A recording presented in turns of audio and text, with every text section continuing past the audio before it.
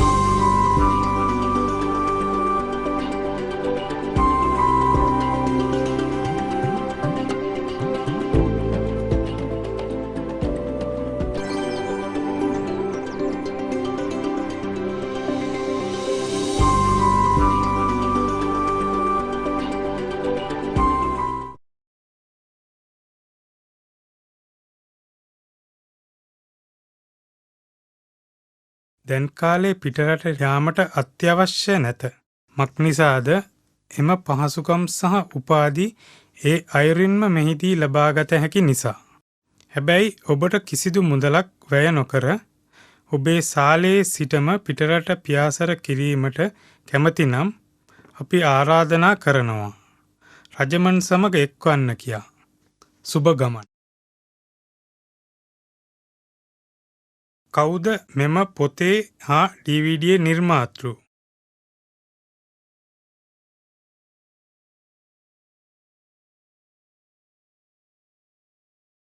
මොකක්ද මේ DVDයෙන් කෙරෙන්නේ?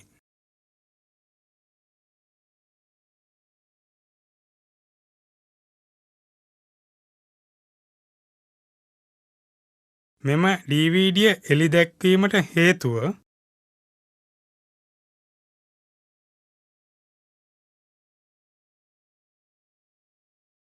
මෙයින් උපරිම ප්‍රයෝජනයක් ගන්නේ කෙසේද?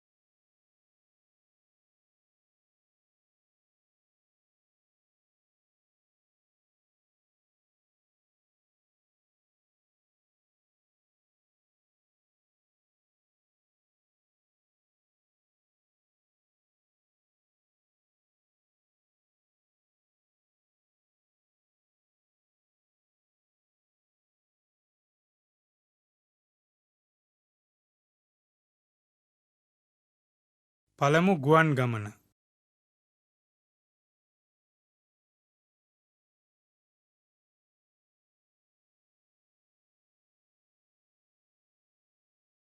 The airport. Tara is going to visit her friend in Germany. To get there from England, she has to take a flight in an aeroplane. So now she is at the airport.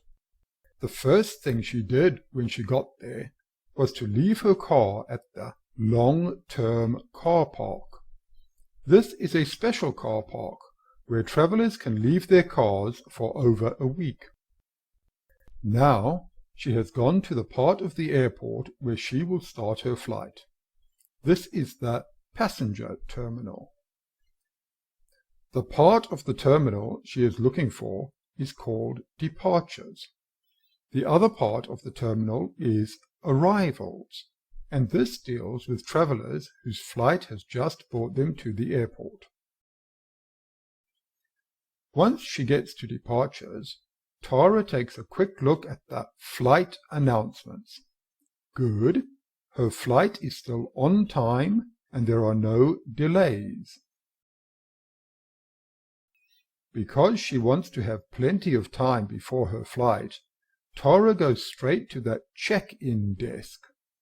She is very early, so there is no queue. At the desk, she shows the ticket for her flight and hands over her suitcase. The baggage allowance for her flight is just 25 kilograms, so Tara has been careful not to pack too much. If her suitcase were too heavy, Tara would have to pay an excess baggage fee. Now, her suitcase is taken away to be carried in the plane's cargo. Tara has marked a big cross on her suitcase, so she will be able to recognize it easily when it arrives on the luggage carousel for her to collect at Munich Airport. After she has checked in, Tara is given a boarding pass, which will allow her onto the aeroplane. Now, Tara has to go through security and immigration. She checks the regulations and makes sure she has no dangerous objects, such as liquid or aerosols, in the bag which she will be taking onto the aeroplane as carry-on baggage. She also checks again that she has her passport to show at immigration. Once she has gone through security, she passes through a scanner to make sure she has no metal objects in her pockets. Her bag goes through a special X-ray machine, which checks that too. Now she is in the flight side part of the airport. If there's anything she has forgotten on the public side, it is too late now. But Tara thinks she has remembered everything. She checks her boarding pass to see at what gate she should find her plane. Because her gate is on the other side of the airport, she has to take a shuttle train. Fortunately, it is not crowded. Tara knows that she might have to wait for a while in the departure lounge next to the gate before she boards the aeroplane. So she decides to have something to drink while she is waiting. Then, when she hears the announcement that her flight is boarding, she hands in her boarding pass to the flight attendant and walks down the runway where her plane is waiting. Have a good flight, Tara.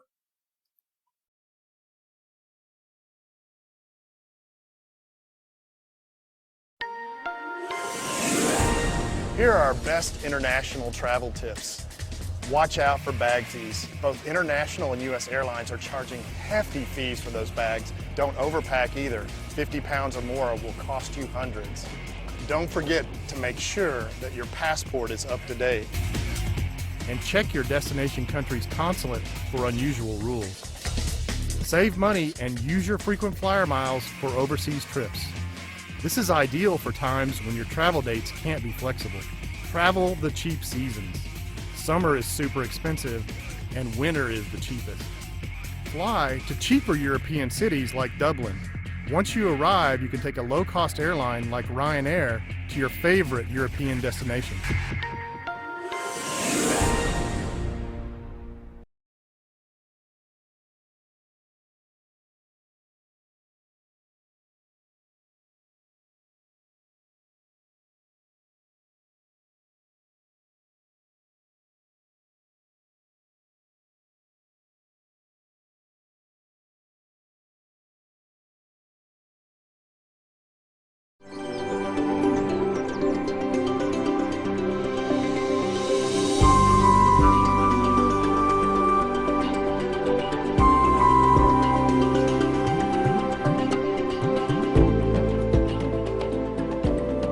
Welcome on board Sri Lankan Airlines. We'd like to take a few moments to take you through the safety procedures on board this flight. Make sure your baggage is safely stowed away in the overhead locker or under the seat in front of you. Please keep the aisles and exits clear. To fasten your seatbelt, insert the metal fitting on one strap into the buckle on the other strap and tighten. To open your seatbelt, lift the upper portion of the buckle. You are advised to keep your seatbelt fastened and visible at all times throughout the flight. This is your life vest demonstration. For passengers in the economy cabin, the life vest is located under your seat, and for passengers in the business cabin, it is located in between the seats. Take it out and slip it over your head. Pass the strap around your waist, insert the fitting into the buckle and tighten by pulling the strap. Do not inflate your life vest inside the aircraft, as this would impede your exit. As you leave the aircraft, inflate the life vest by pulling the red tabs downwards. Should the vest not inflate, immediately blow into the rubber tubes. For children under 2 years, special life vests are provided. Should there be a loss of cabin pressure, your oxygen mask will automatically drop from the panel above your head. Pull on mask, cover your nose and mouth with it and tighten the elastic band of the mask around your head. Remain seated and do not remove the mask until advised to do so. Adults should put on their mask before attending to their children. In the unlikely event there is an emergency landing, you will be advised to take the bracing position by your crew. The command will be heads down, stay down. Heads down, stay down. Heads down, stay down. The emergency exits are located on both sides of the aircraft and are indicated by the exit signs. Your crew will now show you the exits closest to you. During an evacuation, follow the floor path lighting to the nearest exit. You are advised to remove any high-heeled shoes before leaving the aircraft. For a much speedier evacuation, do not take any personal belongings or hand luggage with you.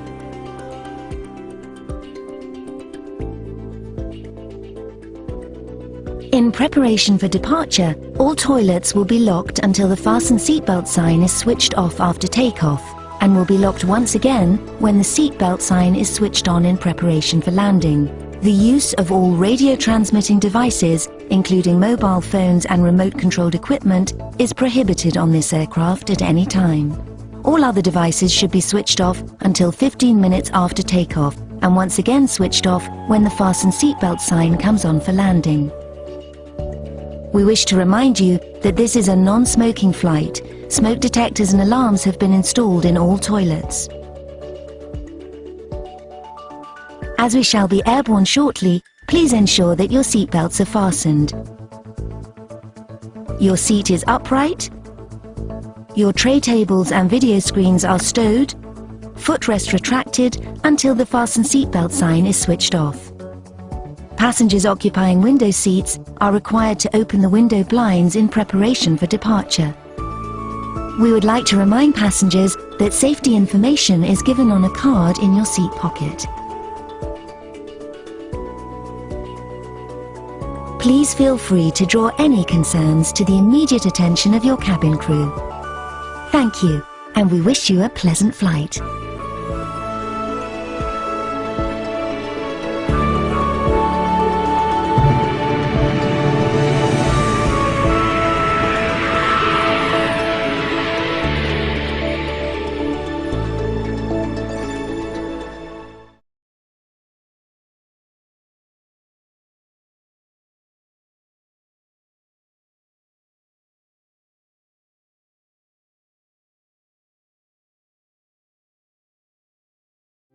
ඔස්ට්‍රේලියාව පිළිබඳවයි.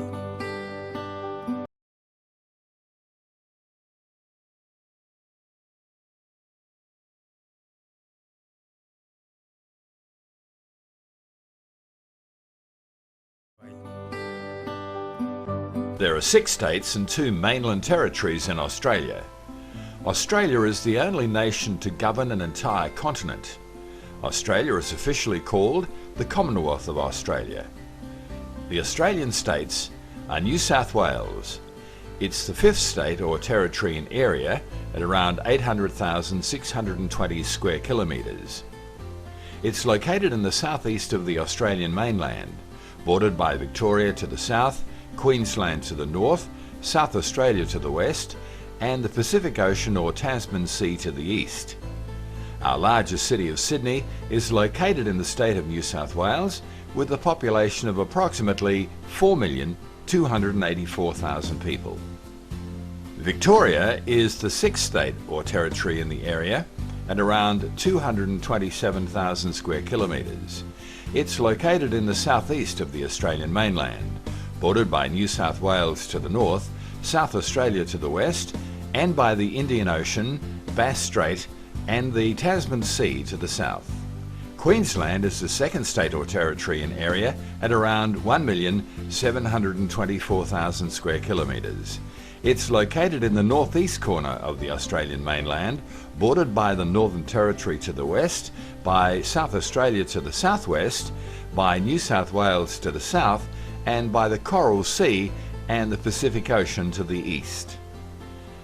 South Australia is the fourth state or territory in area at around 978,810 square kilometres. It's located in the south-central part of the Australian mainland, bordered by the Northern Territory to the north, by Queensland to the northeast, by Western Australia to the west, by New South Wales and Victoria to the east, and by the Great Australian Bight and the Indian Ocean to the south. Western Australia is the largest Australian state or territory in area at around 2,526,786 square kilometres. It's located in the western part of the Australian continent and covering a third of the mainland, bordered by South Australia and the Northern Territory to the east and by the Indian Ocean to the north, west and south. Tasmania is the seventh state or territory in area at around 64,500 square kilometres.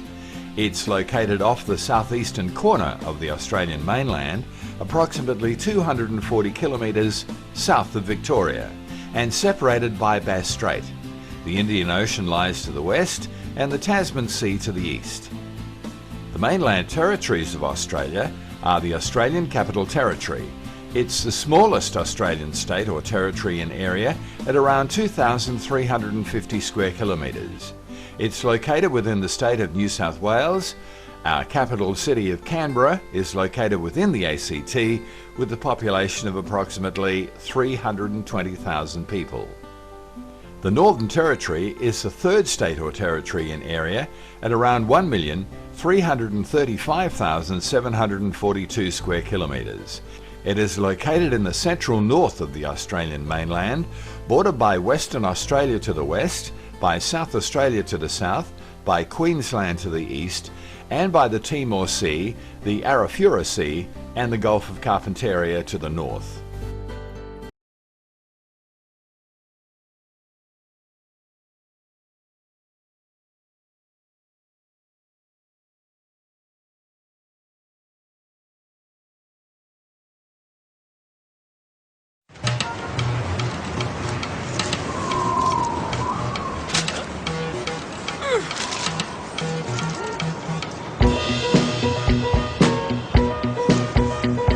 Getting from A to B just got easier with the new Street View feature in Google Maps.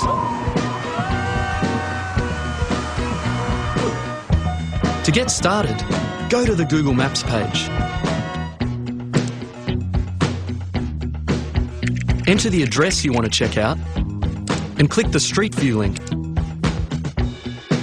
Now available in cities and towns across Australia, Street View allows you to explore like you never have before. You can go full screen, take a walk and have a look around, or zoom in for a closer look.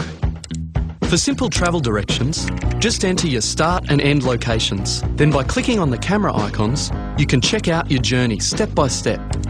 If you're having any trouble, just click the Street View help link for instructions on how to use the various features or to report any inappropriate imagery. If you want to explore some more, just pick up the little orange peg man and drag him to any street marked with a blue outline. Once you've found the location you're after, you can embed it in a website or even share it with a friend.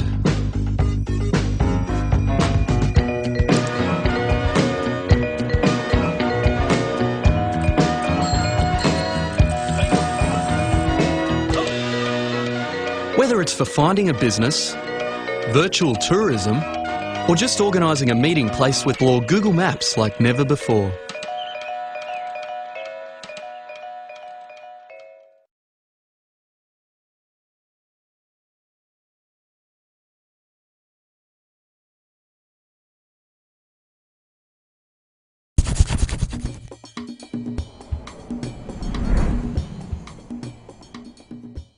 Melbourne is commonly known as the cultural capital of Australia. With so many things to see, it can get a little overwhelming, so here are my top 5 must-see attractions in Melbourne. The Melbourne Cricket Ground, also known as the MCG, is Australia's largest stadium and is located a short walk away from Melbourne CBD. It has a rich sporting history and each year plays host to Australian rules football season and the cricket season in summer. It was also the main stadium during the 1956 Melbourne Olympics. Now, for keen sports lovers, you can actually pay to check out the National Sports Museum. The museum is actually located underneath the cricket grounds, and you can see iconic Australian sporting memorabilia such as the first Ashes trophy and the Olympic torch from the Sydney Olympics. Now, sports lovers from all over the world come here just to touch and feel the grass to be part of sporting history. But it's not just sport that happens here. With over 3 million visitors annually, the MCG plays host to a number of religious and protest rallies as well as music events. The Queen Victoria Markets, simply known as the Queen Vic or Vic Markets, is named after Queen Victoria and is the largest open-air market in all of Southern Hemisphere. The market was once known as a thriving underground pirated goods centre, but today is a major Melbourne tourist destination, offering a variety of fruits and vegetables, gourmet and deli foods, and it also has a large non-food related market selling clothes, jewellery, shoes and arts and crafts. The market is open every day except Monday and Wednesday, and during the summer months, if you're looking for something romantic to do, be sure to check out the vast array of nightlife, dining, bars, restaurants and some live entertainment. Situated in the South Bank precinct, the Crown Casino and Entertainment Complex dominates the Yarra River.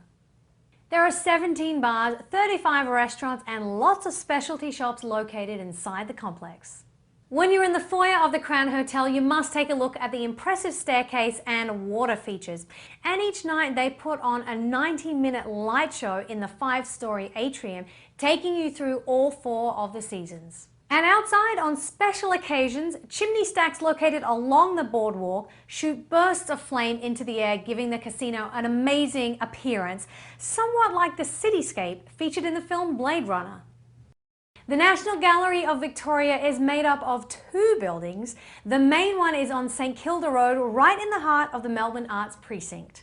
It is Australia's oldest and largest public gallery, currently holding 63,000 works of art.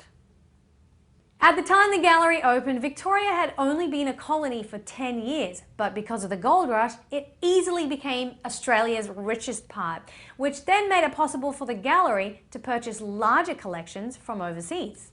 One of the major pieces they purchased was Pablo Picasso's The Weeping Woman. And here's an interesting fact: the painting was actually stolen in 1986 by a person or a group who identified themselves as the Australian Cultural Terrorists. But the good news is they returned the painting a week later and it can be viewed to this day.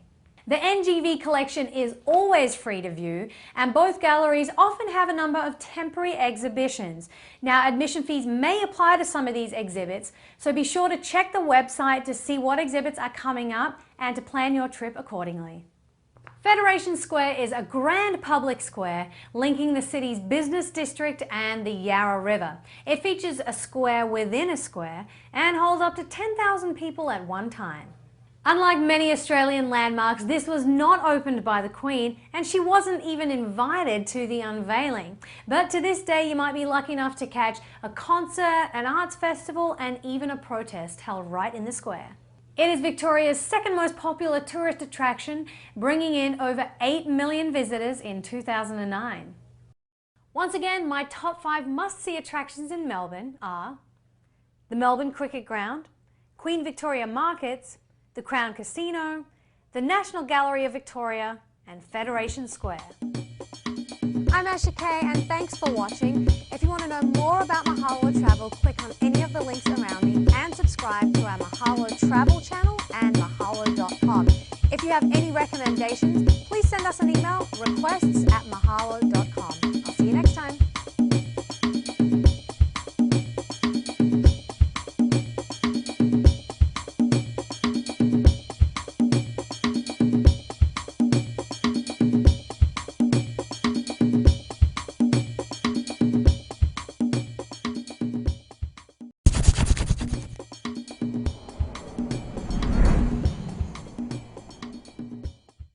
I'm Asha Kay. Planning a trip can be really expensive, so I'm going to give you my top 5 destinations to visit when you're in Sydney for free. I can personally vouch for these places. I've lived in Sydney and they're great places to visit. The Sydney Harbour Bridge is one of the largest steel arch bridges in the world, nicknamed the coat hanger because of its arch design. From the Sydney Harbour Bridge, you can see some dramatic views such as the iconic Opera House, Darling Harbour and the rest of the city. It actually bridges the gap between Sydney's central business district and the swanky North Shore. You can actually see a spectacular 360-degree view from the top of the Pylon Lookout, which is located on the southeast end of the bridge. A fun fact about Sydney Harbour Bridge, it takes 6 months to paint the whole thing from start to finish. Once they've got to the end of the bridge, they go back to the beginning, start painting all over again.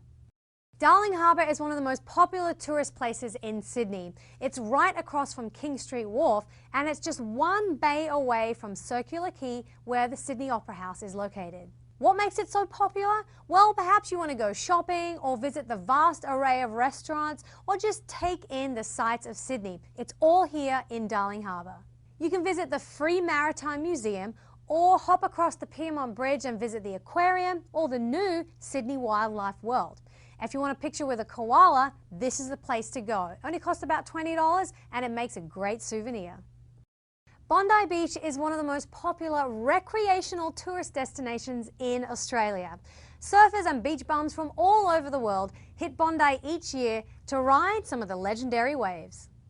Some fun things to do in Bondi are to check out the markets, grab a bargain, visit any of the popular cafes or ice cream parlors, but if that's not your thing, you may want to visit the swanky Bondi Icebergs restaurant located to the south of the beach. Who knows, you may even spot a celebrity or two. In case you're wondering, the word Bondi is an Aboriginal word meaning water breaking over rocks. The Royal Botanic Gardens in Sydney are a great romantic attraction and is also very popular for wedding ceremonies and wedding photos. If you're visiting the gardens, you'll see a great view of Sydney Opera House, Circular Quay and Macquarie Street. If you're an animal lover, the Royal Botanic Gardens are home to a colony of over 22,000 grey-headed flying foxes and some species of fruit bat, but don't worry, they don't bite. The Australian National Maritime Museum is located in Darling Harbour, right beneath a roof that resembles the Opera House. The museum takes you through Australia's historic relationship with the sea, and exhibitions range from Aboriginal canoes to surf culture and the Navy. Now, if you're visiting with the family, which I highly recommend, free tours happen daily from 10 to 2:30, and on Sundays, it's all about the kids, with activities starting at 11, finishing at 3. Once again, here are my top 5 free attractions to visit in Sydney. Sydney Harbour Bridge, Darling Harbour, Bondi Beach, the Royal Botanic Gardens and the National Maritime Museum. I'm Asha Kay and thanks for watching. If you want to know more about Mahalo Travel, click on any of the links around me and subscribe to our Mahalo Travel channel and mahalo.com. If you have any recommendations, please send us an email, requests@mahalo.com. I'll see you next time.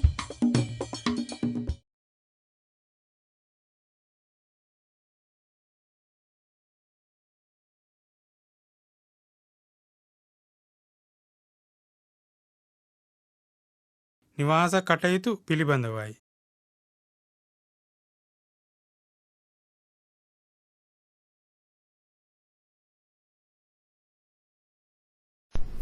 Renting a house.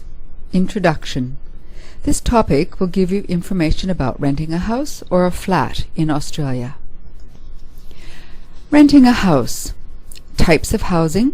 finding a house, applying for a house, the lease, the bond.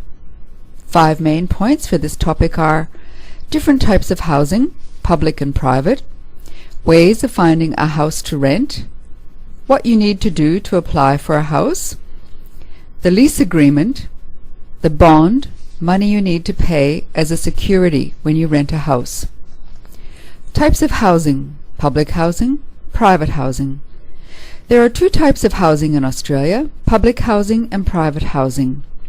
Public housing is owned by the government. Public housing makes up only 5% of the total available houses, and there can be a waiting period of up to 10 years for this type of accommodation. As it is difficult to get public housing, we are going to focus on information about private housing. Private housing makes up to 25% of private housing is available for rent. To rent a private house, you need certain documents, and you also need to fulfill some conditions.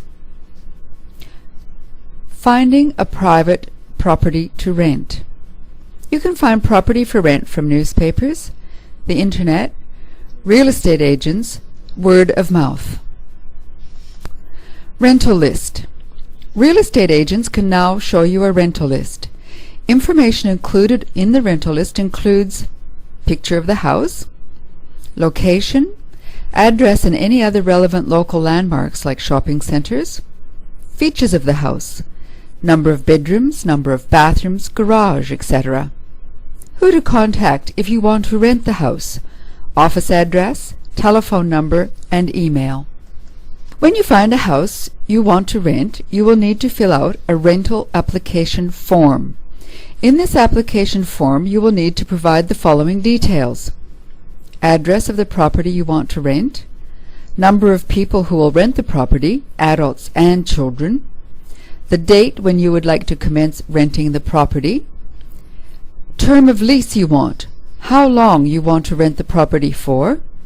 You will also need to provide some personal details such as driver's license details, date of birth, contact details, your present address, your previous address, your current occupation, your previous employer if you have one.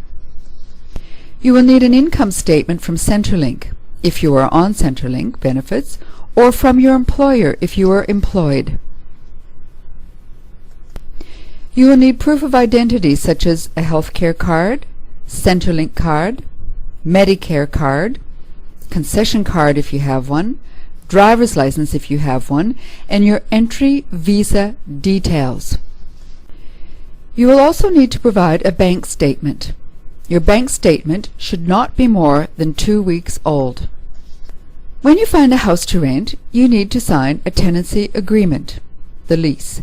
This is a legal document which describes the length of time you are agreeing to rent the property for, how much rent you will pay and when to pay, do's and don'ts, etc. No pets, no pictures on walls. When you want to move out of the house, you must give 28 days notice. You are legally responsible to read and understand the lease before signing. The agent also has responsibilities and must give you 28 days notice if they want you to move out of the property. Fix any damages. Give you 24 hours notice before an inspection of the property. The bond is usually 1 month's rent. You will get this back when you leave the premises if everything is in order and there have been no damages. Low-income earners can ask for help to pay bond from the Office of Housing. They pay